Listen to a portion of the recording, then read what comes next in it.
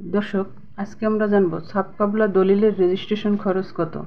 অর্থাৎ দলিলের মূল্য কিংবা জমির মূল্য যদি ৫ লক্ষ টাকা হয় তাহলে দলিলের রেজিস্ট্রেশন খরচ কত আসবে। দর্শক, প্রথমত দলিলের মূল্যের উপর আপনাকে 1% হারে রেজিস্ট্রেশন ফি দিতে হবে। তাহলে দলিলের মূল্য কিংবা জমির মূল্য ৫ লক্ষ টাকা হলে 1% হারে দলিলের রেজিস্ট্রেশন ফি হবে ৫,০০০ টাকা। দর্শক, দ্বিতীয়ত স্ট্যাম্প শুল্ক হবে দলিলের লিখিত মূল্যের উপর 1.5%।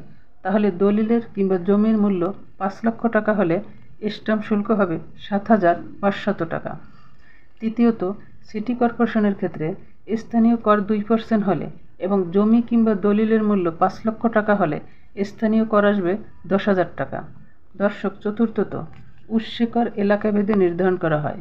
যেহেতু জমিটি ঢাকা মহাখালী এলাকায়, তাই এখানকার উৎসে কর দলিলে লিখিত মূল্যের উপর 4% হারে নির্ধারণ করা হয়েছে। যেহেতু জমি কিংবা দলিলের মূল্য ৫ লক্ষ টাকা, সেহেতু উৎসে কর হবে 20,000 টাকা। এরপর আপনি যে হলফ ব্যবহার করবেন সেটি 300 টাকার স্ট্যাম্প দিতে হবে।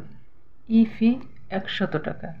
এন ফি প্রতি পাতা 16 টাকা হলে দলিলে যদি 10 পাতা হয় তাহলে এন ফি আসবে 160 টাকা। এরপর এনএন ফি প্রতি পাতা 24 টাকা হলে দলিলে যদি 10 পাতা হয় তাহলে এনএন ফি আসবে 240 টাকা এবং কোর্ট ফি হচ্ছে 10 টাকা। মোট 43,310 টাকা।